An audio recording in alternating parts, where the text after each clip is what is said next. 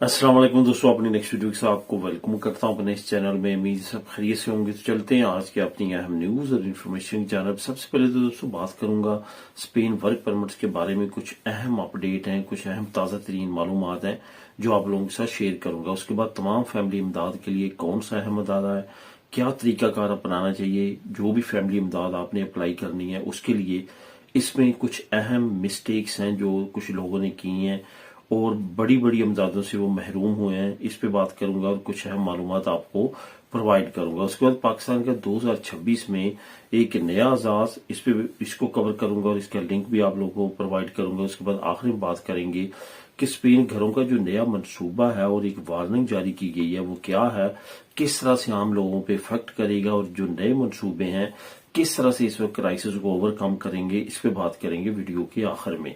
तो दोस्तों डिटेल्स की तरफ जाने से पहले आपको बताता चलूं कि कौन कौन से लिंक आपको नीचे डिस्क्रिप्शन में मिल जाएंगे जिसको क्लिक करके आप खुद भी रीड कर सकेंगे। एक तो पाकिस्तान के जो 2026 में नया आजाद है इसका लिंक आपको नीचे डिस्क्रिप्शन में मिल जाएगा। उसके बाद घरों का जो मंसूबा है उससे रिलेटेड जो लिंक है वो भी आपको नीचे डिस्क्रिप्शन में मिल जाएगा। इन दोनों लिंक्स को आप खुद भी क्लिक करके रीड कर सकेंगे। इसके साथ साथ तमाम दोस्तों से गुजारिश है लाजमी तौर पे वीडियो को जो है वो लाइक किया करें। अगर आपको ये इन्फॉर्मेशन जो मैं प्रोवाइड कर रहा हूँ उससे कुछ ना कुछ आपको मालूमात मिल रही है, फायदा मिल रहा है, तो लाजमी तौर पे वीडियो को लाइक किया करें और साथ साथ चैनल को सब्सक्राइब भी करें। खासतौर पे वो दोस्त जो नए आए हैं और वो कमेंट करते हैं उन्हीं टॉपिक्स पे जो रिसेंटली मैंने कवर किए होते हैं। होता क्या कि अगर आप चैनल को सब्सक्राइब कर लेंगे हर वीडियो का नोटिफिकेशन आप तक पहुंचेगा और आप जल्द जो है अहम अपडेट से वाकिफ होंगे। तो दोस्तों बात करते हैं सबसे पहले कि स्पेन वर्क परमिट्स के बारे में ताज़ा तरीन अपडेट्स क्या हैं और क्या इस वक्त जो है वो अक्सर एरिया में चल रहा है। अब यहाँ पे आपको बताता चलूँ कि वर्क परमिट जो है वो दो तरह की है। एक तो अगर आपने मुल्क के अंदर अरागुस के लिए वर्क परमिट लेना है तो वो एक अलहदा वर्क परमिट है। वो अरागुस यानी कि आप मुल्क के अंदर मौजूद हैं लेकिन आपके पास लीगल स्टेटस नहीं है, उसके लिए आपको वर्क परमिट चाहिए। दूसरा है कि आपने किसी शख्स को, उस अदारे ने या किसी उसके रिलेटिव ने अपने किसी जानने वाले को या अपने किसी रिलेटिव को कंट्री के बाहर से, नॉन यूरोपियन कंट्री से जो है वो स्पेन में बुलवाना है तो उसके लिए वर्क परमिट इशू करवाया जाता है। इन दोनों सूरतों में एक सराखेरिया के पास वर्क परमिट जो है वो जमा होगा। सराखेरिया एक सरकारी डिपार्टमेंट है जो तमाम जांच पड़ताल करता है और वही फिंगर लेटर जो है वो इशू करता है। फिंगर लेटर ही असल में अप्रूवल होती है वर्क परमिट की और उसी बेस पे तमाम लीगल प्रोसेस आगे की तरफ चलता है और बढ़ता है। अब यहाँ पे आपको बताता चलूं कि वर्क परमिट काफी अरसे से कुछ अहम जो चीजें हैं वो इस तरह एरिया में देखी जा रही हैं। कुछ अहम पेचीदगियां, कुछ अहम टाइम लेन में चेंजिंग जो है वो देखी जा रही है। उसमें चंद एक चीजें हैं जिसका आपने लाजमी तौर पे जहन में रखना है। नंबर एक तो जो ये कि जो वर्क परमिट जिस कंपनी से आप ले रहे हैं, कुछ लोगों के रिसेंटली पेपर जो है वर्क परमिट जो है वो रिजेक्ट हुए हैं सिर्फ इस वजह से कि जिस कंपनी से आपने वर्क परमिट लिया है वो ऑटोनोमो है या इम्प्रेसा है, यानी कि वो लिमिटेड कंपनी है, यहाँ के सोल प्रोप्राइटरशिप है। उससे आपने जो कॉन्ट्रैक्ट लिया है वो 1 साल से ज्यादा अरसे से वो कंपनी लाजमी तौर पे काम करती हो। ऐसा नहीं होना चाहिए कि अभी 6 महीने हुए कंपनी को रजिस्टर्ड हुए या ऑटोनोमो चलते हुए और उन्होंने आपको वर्क परमिट दिया और आपने उस पर डॉक्यूमेंट जमा करवा दिए। ऐसे बिल्कुल भी नहीं हो सकेगा।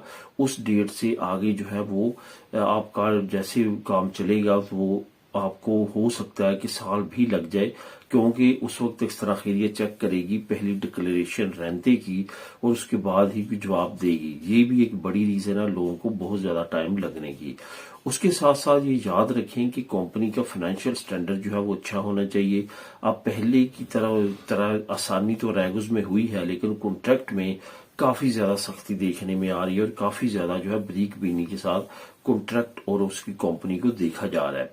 अब यहाँ पे बहुत सारा ज्यादा जो अहम चीज है वो ये भी है कि कॉन्ट्रैक्ट जिस कंपनी से आप ले रहे हैं वो कंपनी की फाइनेंशियल कंडीशन बहुत अच्छी होनी चाहिए, तभी आप जो है वो उस पे पेपर पास करवा सकेंगे। उसके साथ साथ उस कंपनी में मुनासिब नंबर ऑफ पीपल जो है वर्कर जो है वो काम करते हों। ऐसा ना हो कि कंपनी को बने हुए साल तो हो चुका है, ठीक है, आप पहली रिक्वायरमेंट पूरी कर ली, उसके बाद आपका जो आप उस जिस कंपनी से कॉन्ट्रैक्ट ले रहे हैं उन्होंने आज तक वर्कर ही नहीं रखा। आप पहले वर्कर है और पहले वर्कर ये इलीगल है और आपको वो कॉन्ट्रैक्ट दे रहे हैं कि आपको जब पेपर मिलेंगे तो हम आपका कॉन्ट्रैक्ट करेंगे। ایسی سچویشن میں بھی ایکسٹرا خیریہ بہت باریک بینی کے ساتھ دیکھ رہی ہے اور زیادہ تر لوگوں کے ورک پرمٹ ایسی سچویشن میں پاس نہیں ہوتے. تو یہ وہ چیزیں ہیں جو ابھی تازہ ترین معلومات آپ لوگوں سے میں شیئر کر رہا ہوں کہ ایکسٹرا خیریہ کی طرف سے فائلیں روکی جا رہی ہیں، دیر بہت زیادہ لگ رہی ہے ان وجوہات کی وجہ سے، اور بہت سارے ورک پرمٹ جو ہے وہ ریجیکٹ بھی ہو رہے ہیں، اور لوگ جو ہے وہ نئی کمپنیز کی تلاش میں اور بہتر آتنومز کی تلاش میں ہیں تاکہ ان کے پیپر پاس ہو سکیں. یہ یاد رکھیں کہ ایک مرتبہ اگر آپ پیپر جمع کرواتے ہیں، تمام اپنی لوازمات پورے کرتے ہیں، تو 1 سال تک جو ہے آپ کا یہ تمام پروسیسز چل سکتا ہے، اور 1 سال آپ لیٹ ہو سکتے ہیں صرف اسی وجہ سے کہ اگر آپ کا کانٹیکٹ بہتر نہیں ہے، آپ نے جمع کروا دیا، ویٹنگ میں رہے اور ساری چیزیں کی، پھر ریجیکٹ ہوا اور دوبارہ سے نئے پیپر بنوائے، نئی ریکوائرمنٹ پوری کی، نئی کمپنی کا کانٹیکٹ تلاش کیا، یہ تمام پروسیس جو ہے تقریباً 1 سال آپ کو لیٹ کر دیتا ہے. اس وجہ سے پہلے ہی تمام چیزوں کو باریک بینی کے ساتھ دیکھیں اور اس کے بعد اپنی ڈاکومنٹ جمع کروائیں.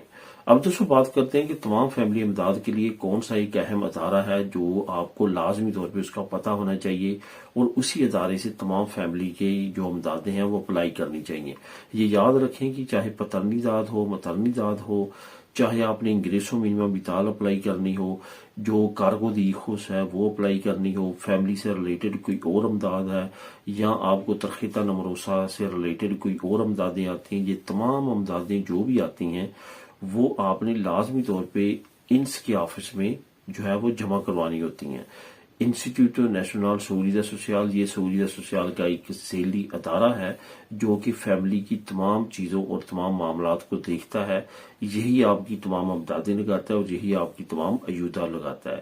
اب یہاں پہ میں آپ کو بتاتا چلوں کہ کچھ لوگوں کی مسٹیکس چھوٹی چھوٹی ایسی سامنے آئی ہیں کہ ان کی جو امدادیں تھیں وہ ریجیکٹ ہوئیں. کچھ لوگ جو ہیں وہ 6 مہینے 7 مہینے انہوں نے ویٹ کیا، انگریسو منیمم وطال اپلائی کی ہوئی تھی، ان سے کسی نے کوئی ڈاکومنٹ مانگا، وہ ڈاکومنٹ بر وقت جمع نہیں کروایا جا سکا. ابھی ریسنٹلی ایک دوست کی آئی کہ مجھ سے کنویوینسیاں مانگی گئی تھی، میں نہیں ٹائم پہ جمع کروا سکا، صرف اور صرف اس وجہ سے کہ جو جمع کروانے والا تھا اس کا جو میں نے اپنا ای میل ایڈریس تھا یا ڈیجیٹل سرٹیفکیٹ جو بھی اس نے استعمال کیا وہ کسی اور شخص کا کیا، اس نے توجہ نہیں دی اور اس کا وہ ٹائم پیریڈ گزر گیا، اور اس کے بعد اس کا جو ہے وہ ریجیکشن لیٹر آیا کہ انگریسو منیمم وطال کے لیے اب آپ ایلیجیبل نہیں رہے کیونکہ ہم نے ڈاکومنٹ مانگا تھا، اتنے دن کے اندر اندر آپ نے پرووائڈ نہیں کیا، تو اب یہ ممکن نہیں ہے. تو اس طرح کی غلطیاں آپ نے نہیں کرنی. اپنا کانٹیکٹ خود دیں، جس لوگوں سے آپ جمع کرواتے ہیں ان کا رابطہ نمبر یا ان کا ای میل وغیرہ دینے کی ضرورت نہیں ہے، کیونکہ انہوں نے آپ سے 20-30 یورو لے لیے ہیں جو پہلے لینے تھے، اس کے بعد ان کو کوئی بھی غرض نہیں ہے کہ آپ کے پاس ہوں یا فیل ہوں. ایسے بے شمار کیسز ہیں، کوشش کریں خود جائیں سیتا لے کے انس کے دفتر اور وہاں پہ خود جمع کروائیں، اس کے کافی زیادہ فائدے ہوتے ہیں. تازہ ترین معلومات آپ کو وہ اپڈیٹ کرتے ہیں، اس کے بعد آپ اپنی تسلی سے خود سارے ڈاکومنٹ جمع کرواتے ہیں، وہ آپ کو لسٹ پرووائڈ کرتے ہیں کون کون سے ڈاکومنٹ لے کے آئیں. تو اس طرح سے آپ ان تمام مسئلے مسائل سے بچ سکتے ہیں. ان چیزوں پہ آپ عمل کریں گے تو آئندہ آپ کو انشاءاللہ تعالیٰ کی پرابلم نہیں ہوگی. اب دوستوں بات کرتے ہیں کہ پاکستان کا 2026 میں ایک نیا اعزاز، پاکستان نے ایک نیا اعزاز حاصل کیا ہے جو کہ بہت زیادہ اچھا بھی نہیں کہا جا سکتا، اور اس میں انٹرنیشنل میڈیا میں بھی کافی زیادہ جو ہے اس پہ کوریج جاری ہے. پاکستان نے اگر ایمرجنسی سٹیپ نہ اٹھائی تو آنے والے وقت میں مزید پرابلمز پاکستان کو فیس کرنا پڑ سکتی ہیں. پاکستان پہلے 6 نمبر پہ تھا دنیا میں سب سے زیادہ آبادی والا ملک. 2026 کی تازہ ترین اپڈیٹ کے مطابق جو ہے وہ 25 کروڑ سے زیادہ پاکستان کی آبادی ہونے کی وجہ سے اب 5ویں نمبر پہ دنیا میں جو پاکستان ہے وہ آ چکا ہے آبادی کے لحاظ سے، جو کہ کافی زیادہ شاکنگ نیوز ہے، جو کہ انٹرنیشنل میڈیا پہ اور جو پرنٹ میڈیا ہے وہاں پہ کافی زیادہ شائع کی گئی ہے. میں آپ لوگوں کے لیے لنک بھی لے کے آیا ہوں، نیچے لنک نمبر 1 جو آپ کو ملے گا وہ آپ وہاں پہ کلک کر کے اس کو خود بھی ریڈ کر سکتے ہیں. اب دوستوں بات کرتے ہیں کہ اسپین گھروں کا جو نیا منصوبہ ہے اور وارننگ ہے وہ کیا جاری کی گئی ہے. وارننگ جاری کی گئی ہے اصل میں کہ 2026 میں مزید کرائے بڑھیں گی اور مزید جو ہے وہ قیمتیں بڑھیں گی مکانوں کی. इस सिलसिले में तमाम जनता मीटिंग्स, टाउन हॉल्स और तमाम जो नेशनल अदारे हैं हौसम के, बबिंदे के, उन्होंने अनाउंसमेंट की है नए मंसूबे। हर जगह पे नए मकान बनाए जाएंगे, कुरानदाजी होंगी और इसमें आपने बाखबर रहना है। मैं भी आप लोगों के साथ शेयर करता रहूंगा जहां पे नए घर बन के कुरानदाजी होती है। जैसे रिसेंटली मैंने बारसोना से रिलेटेड आप लोगों के लिए डाटा शेयर किया था, इसी तरह यहाँ पे शेयर करता रहूंगा ताकि आप वहां पे पार्टिसिपेट कर सकें। पार्टिसिपेट हर साल करना चाहिए। इसी तरह जो सोशल बबिंदा है वहां पे भी, जहां पे कुरानदाजी होती है, और वहां पे भी आप ये करके कर सकते हैं। आने वाले वक्त में हुकूमत ने अनाउंस किया कि काफी नए मंसूबे जो है बबिंदे की हुकूमत लेके आ रही है ताकि घरों की जो क्राइसिस है उसको ओवरकम किया जा सके। तो दोस्तों ये थी आज की अहम न्यूज और इन्फॉर्मेशन। मिलेगी नेक्स्ट वीडियो में नई अपडेट्स के साथ। अल्लाह हाफिज।